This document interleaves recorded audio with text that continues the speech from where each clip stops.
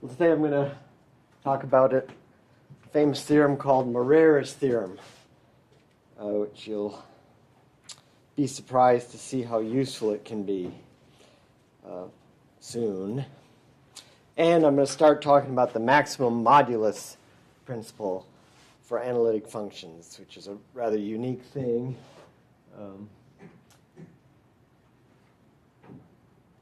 And also quite useful. But before I do that, I thought I'd do a sample problem of the kind of thing we can figure out now that we know the Cauchy integral formula and the higher order Cauchy integral formula. Any questions about anything from last time or anything? So I want to use what we've learned recently to calculate this integral. But I haven't told you where the a and the b are.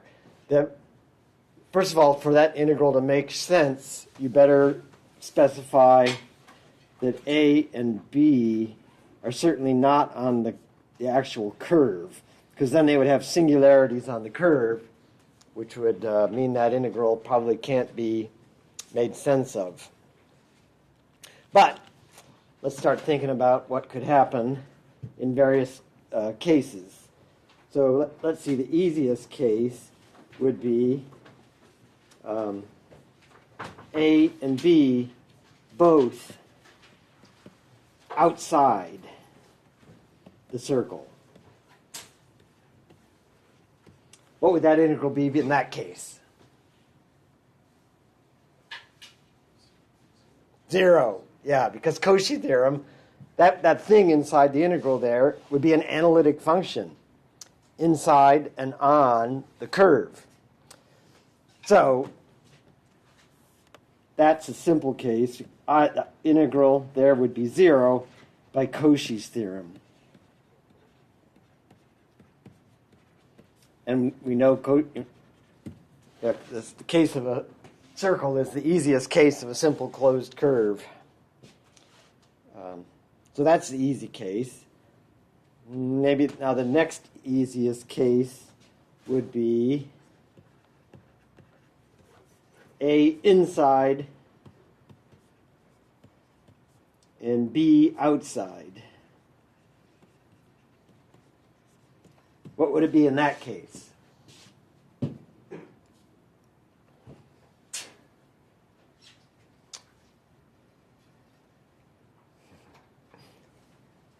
That z minus a, where a is inside, that kind of feels like a Cauchy integral formula, right? If I pulled it out and sort of made it in the denominator, then that thing on top, then that's what's left.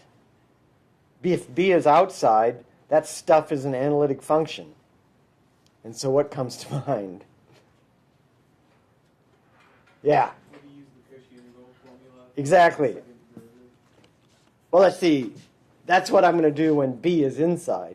Now b is outside, but the easier case is a is inside and b is outside. But your idea is exactly right. If I let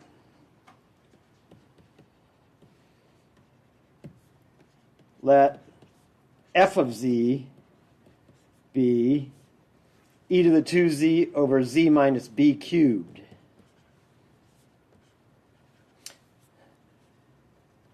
It's analytic inside and on.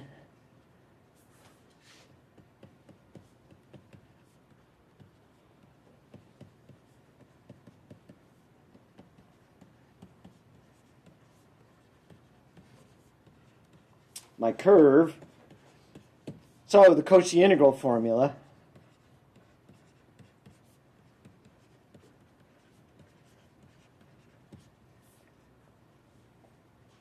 Let's see. The Cauchy integral formula would say that f of a equals 1 over 2 pi I, the integral around the circle of f of z over z minus a dz. And of course, that's exactly the integral I want. So this is 1 over 2 pi I times the integral I want. So the integral I want is 2 pi I times f of a. And let's see, there's my f up there. That would be 2 pi I times e to the 2a over a minus b cubed.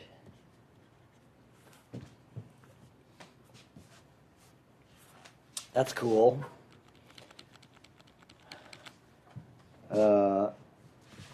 Now what about the case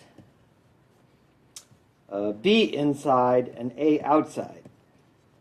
And that's where your idea is going to come in.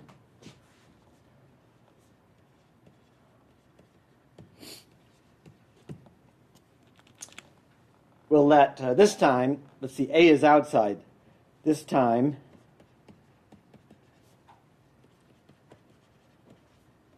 let f of z be equal to e to the 2z over z minus a.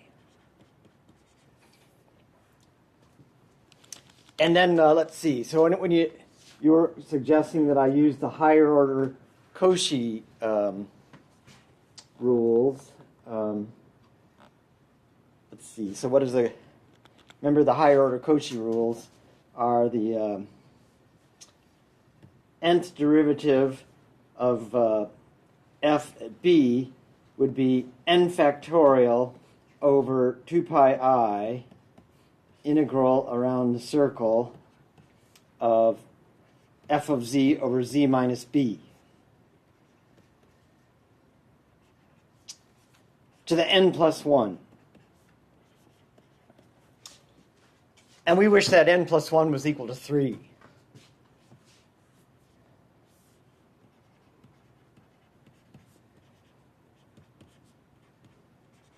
Which means the n should be equal to 2.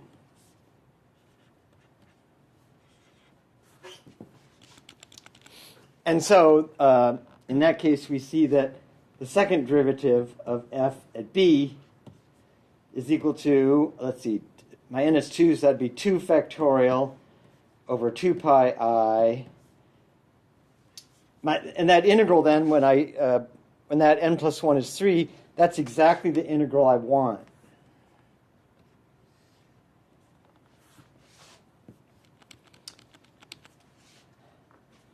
Okay, so that's the important thing here.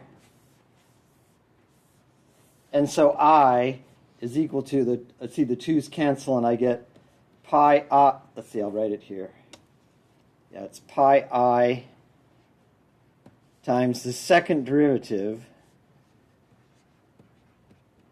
of e to the 2z over z minus a. And then after we calculate that, we would evaluate it at z equals b. That's not hard to calculate. I won't do it. That makes sense? Yeah. That's kind of cool. That number is going to have another word attached to it soon. That's going to be the residue of something. And we'll be calculating stuff like that sort of on a regular basis soon. Now maybe this is the trickiest case to think about. Case both A and B both inside.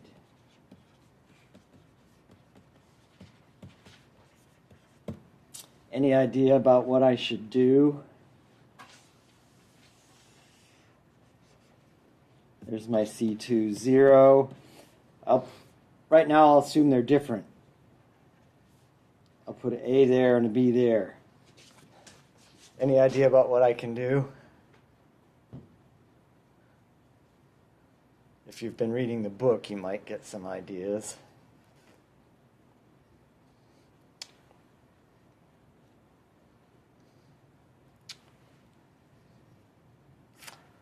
Well, I solved this problem when A was inside and when B was inside, and the other one was out. And I can make myself some regions where that's the case by doing a cut. So we look at here, if I cut like this, if I go this way on the top and this way on the bottom, I get two simple closed curves for which those previous arguments apply. And so I can calculate, so the aha moment here is, add up those two integrals.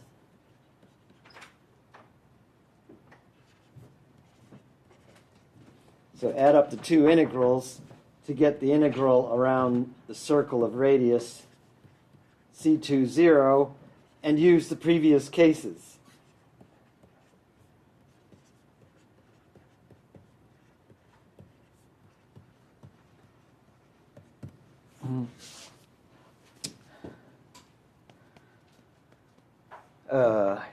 Yeah.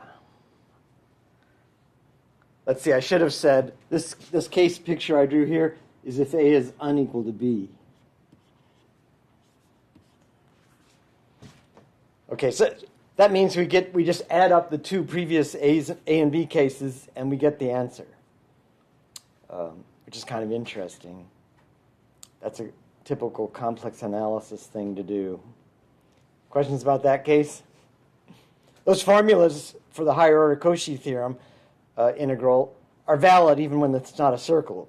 I did those using for any simple closed curve. Okay, there's a lot of cases here, but I think they're all instructive, so it's not a waste of time. A equal B, and of course they'd both be inside that case.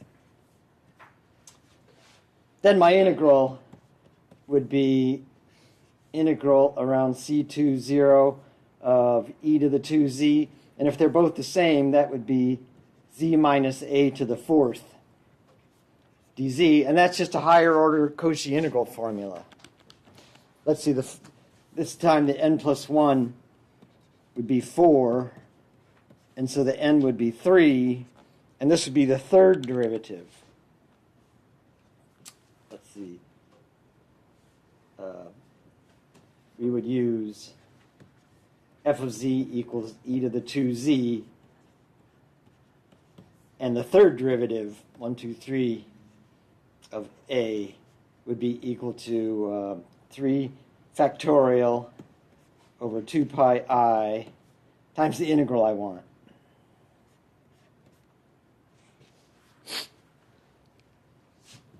And so I could solve that for the integral and calculate that third derivative. Be easy. Okay, that's all the cases. Any questions about that problem?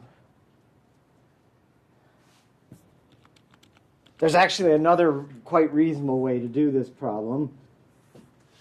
So I'll call this a big fat or use partial fractions.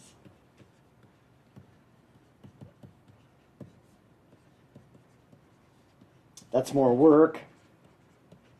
Let's see, partial fractions would tell you that 1 over z minus b cubed times z minus a has a partial fractions. Let's see, the cube thing is a over z minus b cubed plus b over z minus b squared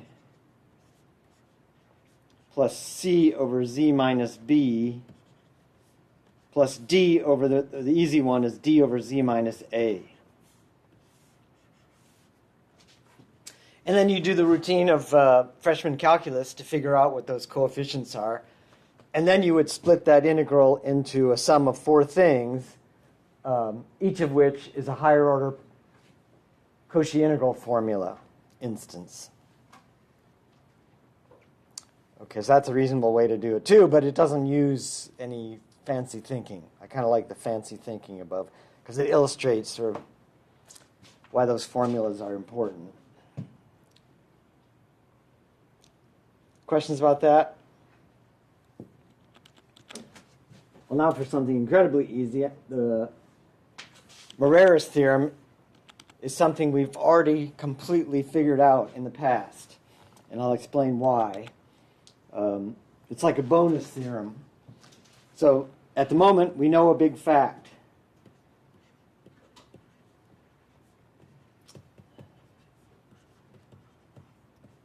We demonstrated this big fact. namely that F analytic implies F prime analytic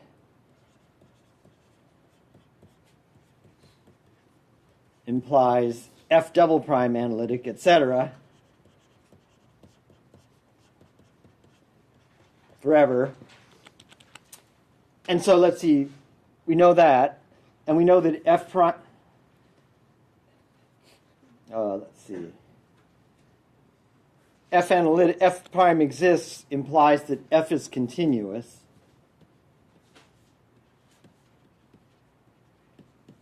And F prime analytic implies that F prime is continuous, etc. They're all continuous.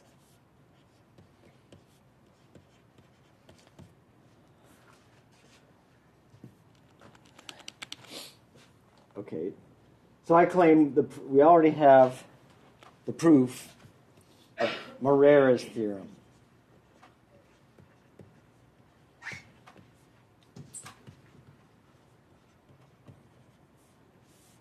Which says, given a continuous, so given a continuous,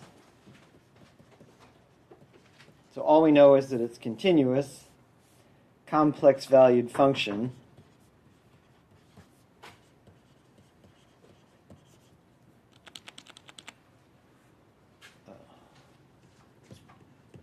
on a domain omega,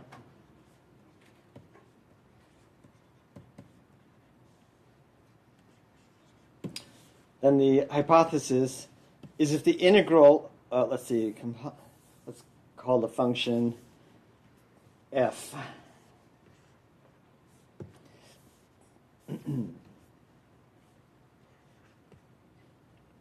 If the integral around every closed contour of f is 0,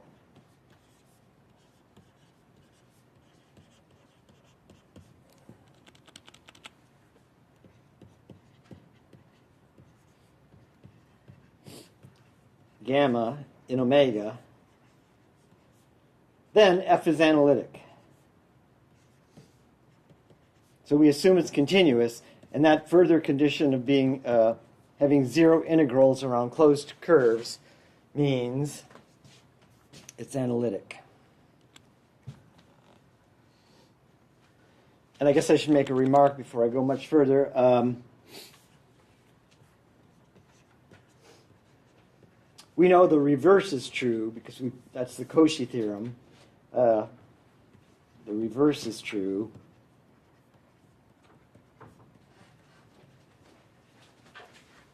When omega is simply connected.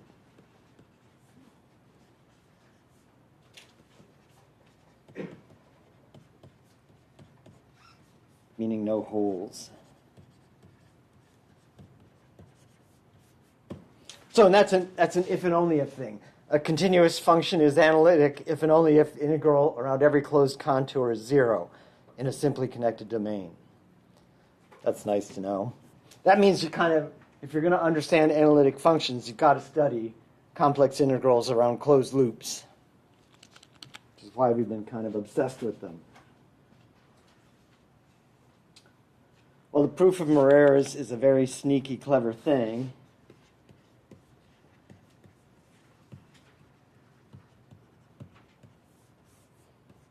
It's sneaky.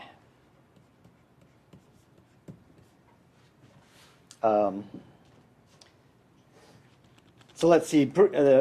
Morera's doesn't assume I've got a simply connected domain, so it can have holes. Okay, and my omega is going to be this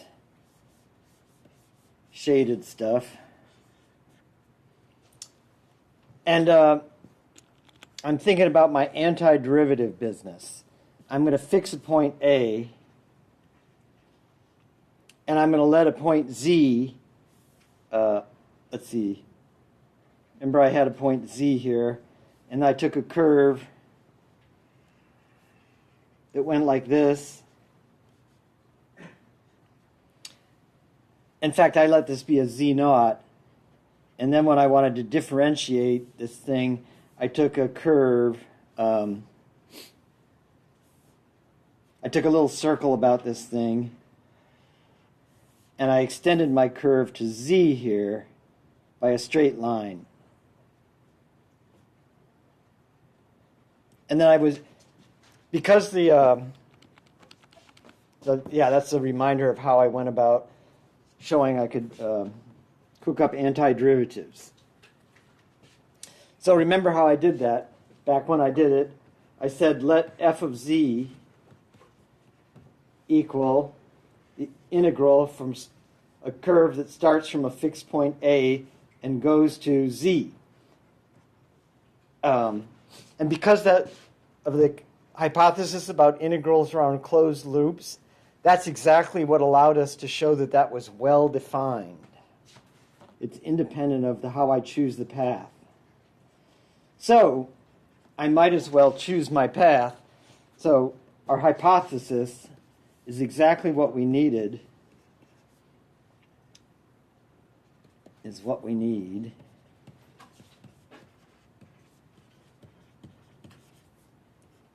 to see f of z is well defined. And that was the major part of the battle. Okay, and so I would take this gamma from A to Z to be gamma from A to Z naught, followed by the line segment going from Z naught to Z.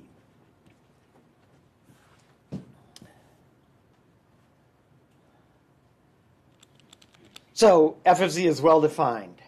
That's great to know. And then the part two, the proof we gave. Now, the proof, it was just a calculation we did that f prime of z equals f of z.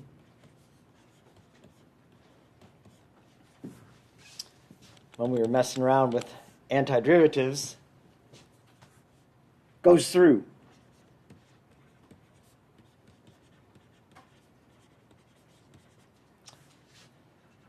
Without issue. And by the way, this is where we need that, I guess we need f to be continuous so that that integral for capital F makes sense.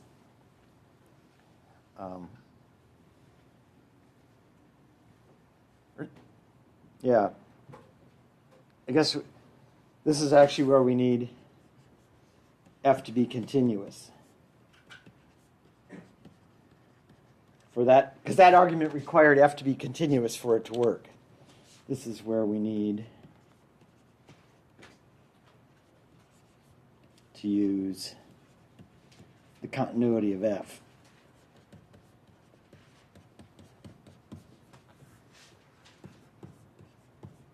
To make that argument work out okay.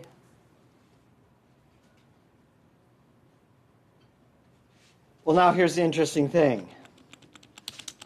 Last step.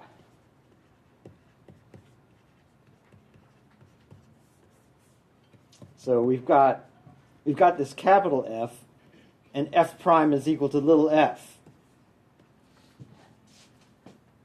That means capital F is analytic.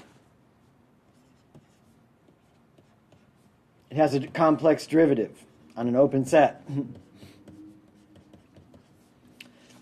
But now we know that if f is analytic, so is f prime.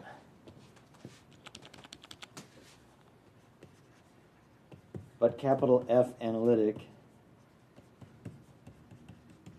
implies f prime is analytic. And f prime is equal to f. So we're done.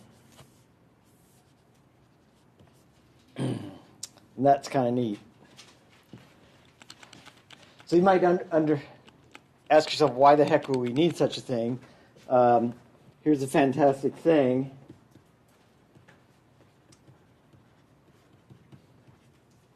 I'm going to use this to show that power series are analytic. without ever computing a difference quotient.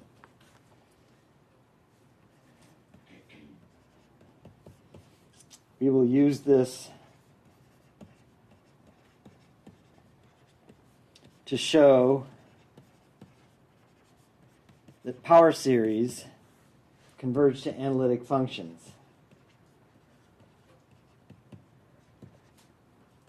And then power series are going to become sort of all the rage, because that's basically what analytic functions are.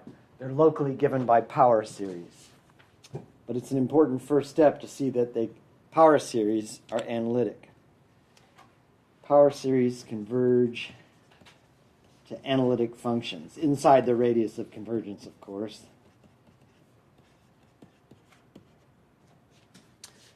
So the power series converge to analytic functions without ever writing a difference quotient.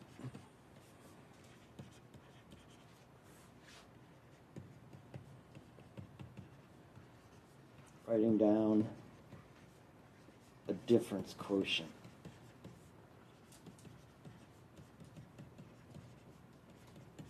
And here's how the argument's going to go. To show that, let's see, I want to show that a power series, they look like this. Sum as n goes from 0 to infinity. Complex coefficient z minus z naught to the n. They look just like real power series, but with complex numbers. I want to show that the integral around a closed contour, is 0.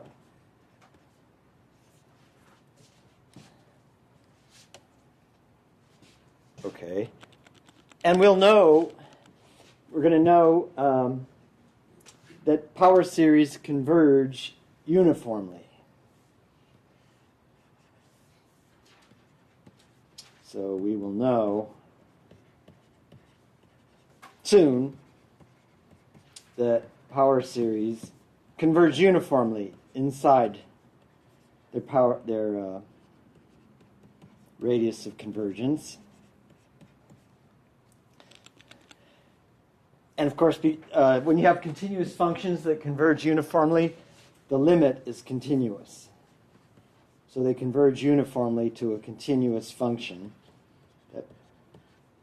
that follows from uniform convergence that the limit is continuous. That's a Math 341 fact. Okay, so we'll know that, and that allows us to interchange the integrals with the integral with the sum. So this is going to be the sum as n goes from 0 to infinity. I can pull out that constant coefficient an, and then what I have left would be an integral of the inside, and that integral is z minus z naught to the n dz.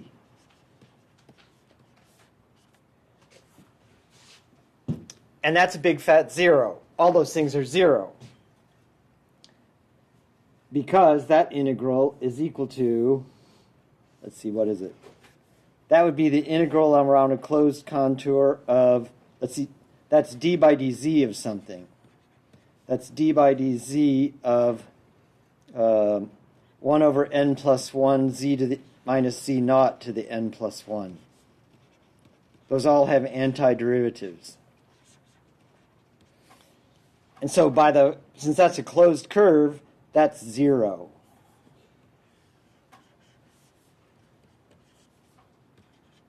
When gamma is closed by the fundamental theorem of calculus.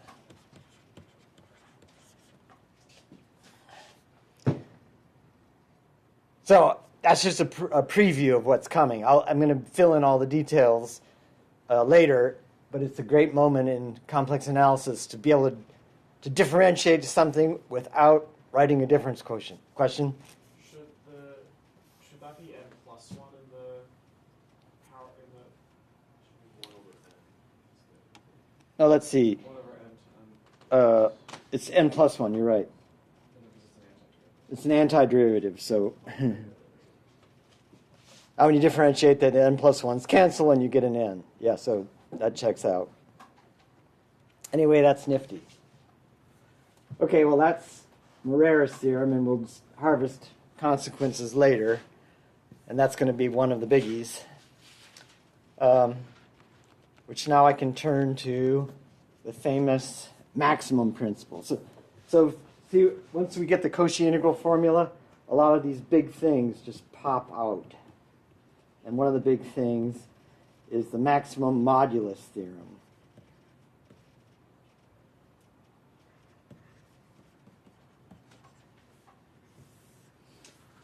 There's two versions that are what you'll find in books. I guess the first time you see it, the one that makes the most sense, let's suppose omega is a bounded domain. That means it's inside of a big disk. So a bounded domain, meaning that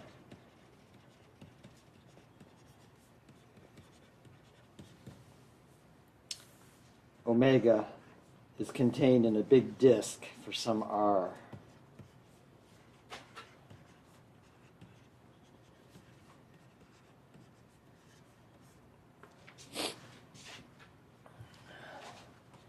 And let's suppose f is continuous on the closure of omega.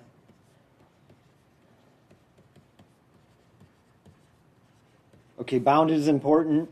Continuous on the closure is important. So it's continuous on...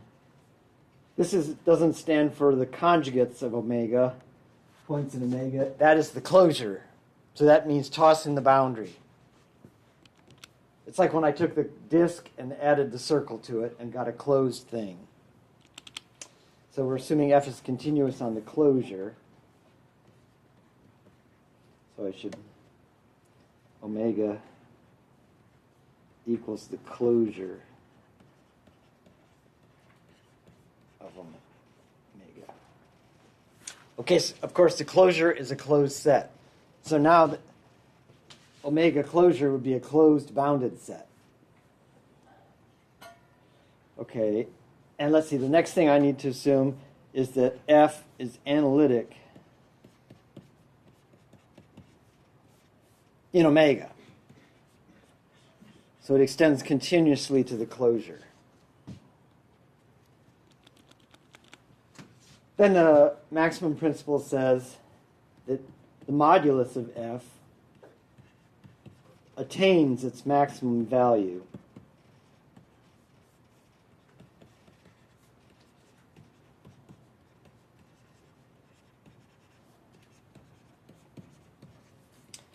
in that closed and bounded set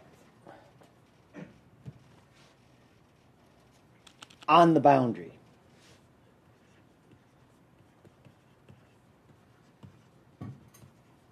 It could contain it. It could maybe attain it elsewhere, but it definitely attains it on the boundary, on the boundary of omega.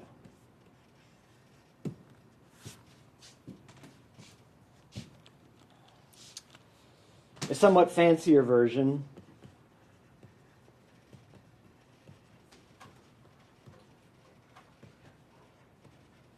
of the maximum principle says that if the modulus of the function has a local max,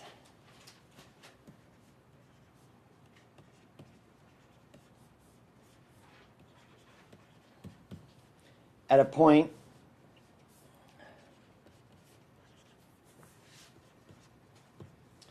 inside omega,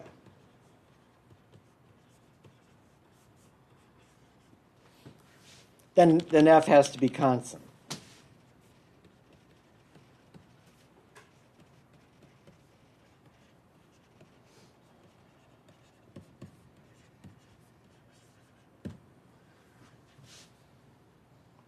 And the fancier version works, it holds even when omega is not bounded. So note,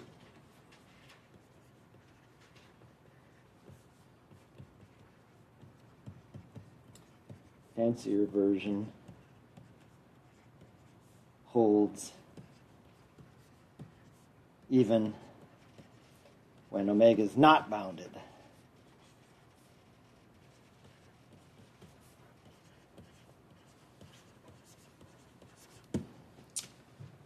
Okay.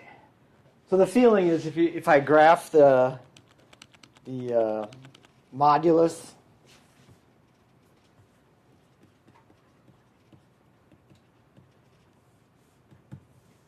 let's see, I'll graph this vertical direction will be the modulus, and this plane here is going to be the complex plane. Okay, so I'm going to graph the modulus of f as I go around let's make an omega here in the complex plane.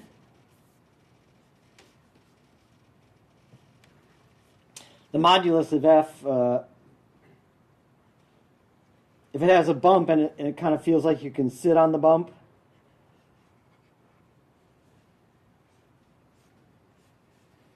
then the thing has to be constant. So an analytic function wouldn't have a bump you could sit on.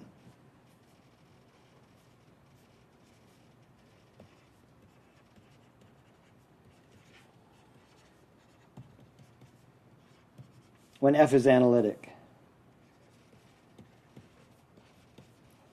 So it's like the graph is slippery. There's no place to sit.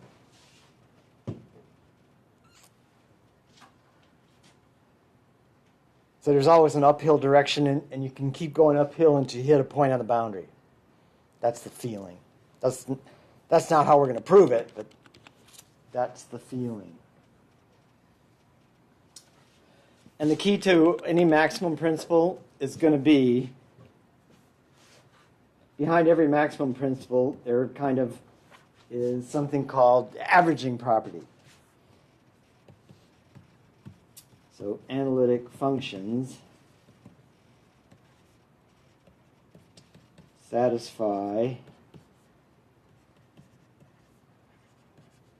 an averaging property.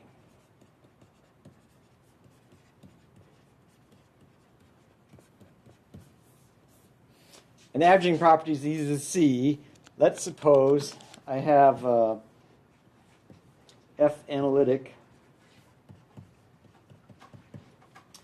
on omega, and let's have a closed disk of radius r about a contained in omega. Then I can write the Cauchy integral formula and write that f of a, let's see, I want to do, I guess I'll tell you what the result's going to be. The result is going to be that f of a is 1 over 2 pi integral from 0 to 2 pi of f of a plus r e to the I theta d theta. That's the average of f on the circle. If you think about it, that's the average of f on the circle of radius r about a. Let me copy that and rewrite it.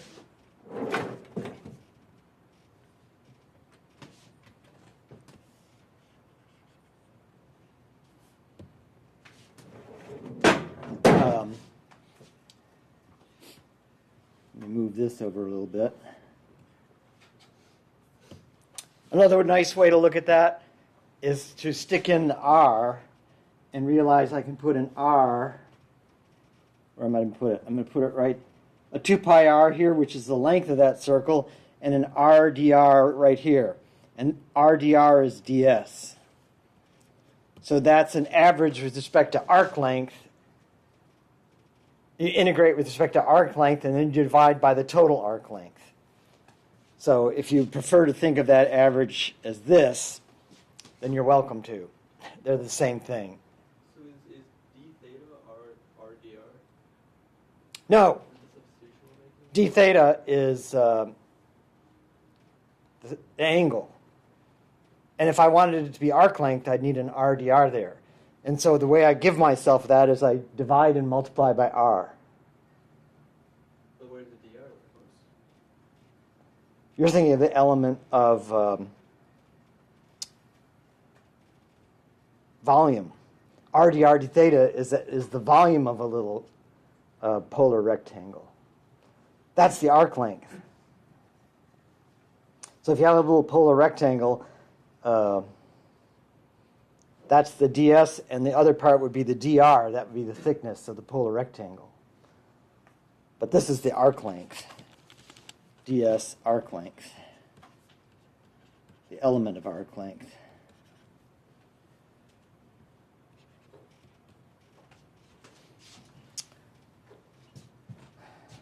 And this is the length.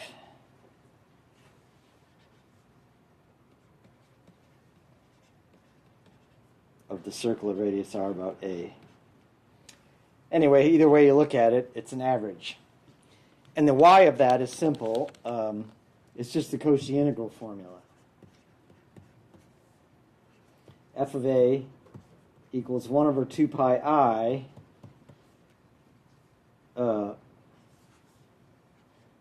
f of z over z minus, now z, a is the center of the circle.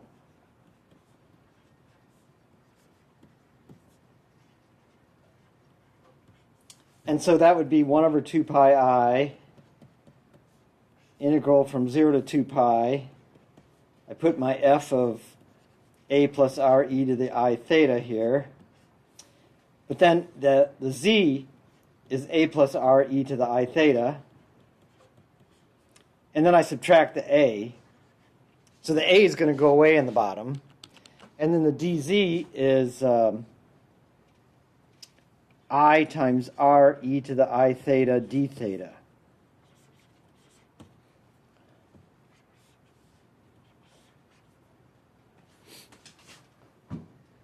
And so notice the a's cancel, and then the r e to the I thetas cancel, and then the I even cancels the 2 pi I. So sure enough, that's equal to the average integral. The average above. Check. So the a's cancel, the r's cancel, the e to the I thetas cancels, and even the I cancels. And I get the average. Okay, let's see. Well, here's a fun lemma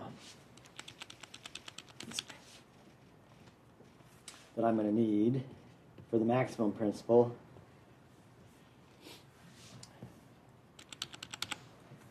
If f is analytic on a disk,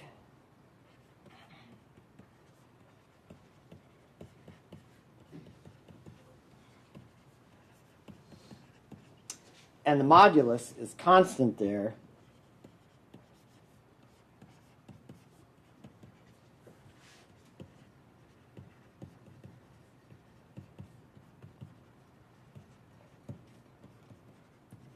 then f is constant.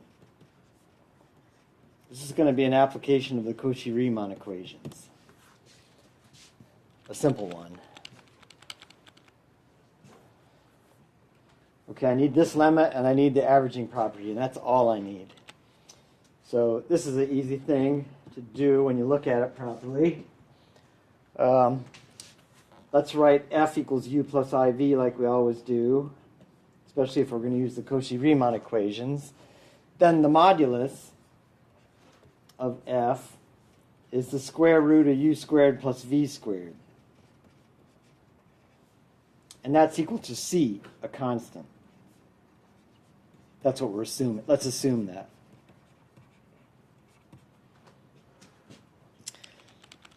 It turns out to be a little bit easier to deal with the calculations if you don't have to differentiate a square root. So let's square this thing. Square it. I would get u squared plus v squared equals c. Squared. Let's call that star.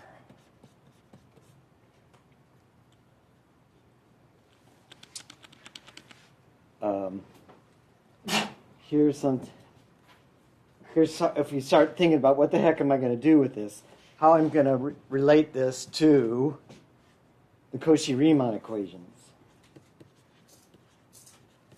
which is what analytic means. How the heck am I going to get the Cauchy-Riemann equations? And if you sit there for 10 minutes and dream about it, you realize if I take d by dx of star, then I would get 2u du dx plus 2v dv dx is 0. And d by dy of star would be 2u du dy plus 2v dv dy, and that would be 0.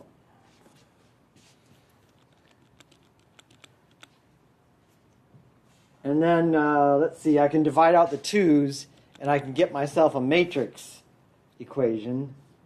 Du dx, this is actually the Jacobian matrix. We've seen this thing recently when I was doing an inverse function theorem.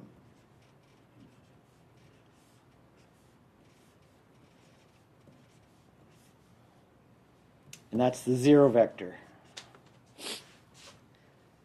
Let's see, so when I looked at this thing in the past, when I was trying to use Cauchy-Riemann equations for something, I decided to get rid of y derivatives. So let's see, what the heck? Yes, that's crazy. Du dx, yeah, the v dv dx was up there. And the second one had the y's. Right, sorry, thanks. Let's see, du dx is equal to dv dy. And du dy is minus dv dx. Those are the two Cauchy-Riemann equations. And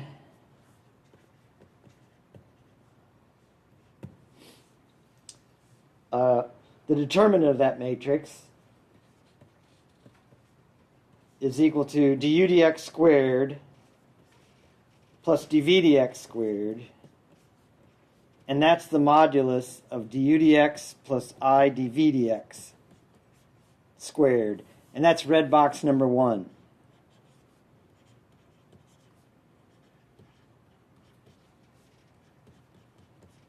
And that's the derivative of f prime squared, modulus squared. Okay. And so we have I got to think about something. I've got a linear algebra fact. I have a matrix equation that spits out the 0 vector. And, you know, that u and v, I'm thinking about, if u of v is 0, then that would be kind of that would be a simple, easy thing, so you wouldn't have to think about it. So I'm going to have a separate case here. Case c equals 0. Well, then, of course, the function is constant.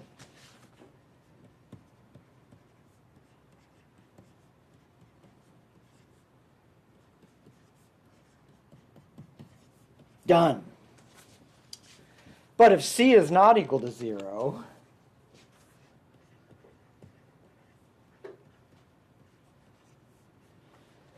then we've got u squared plus v squared equals c squared. That shows us that, let's see, what have I got? I've got square root of u squared plus v squared is c squared. That means that uv is not the 0 vector.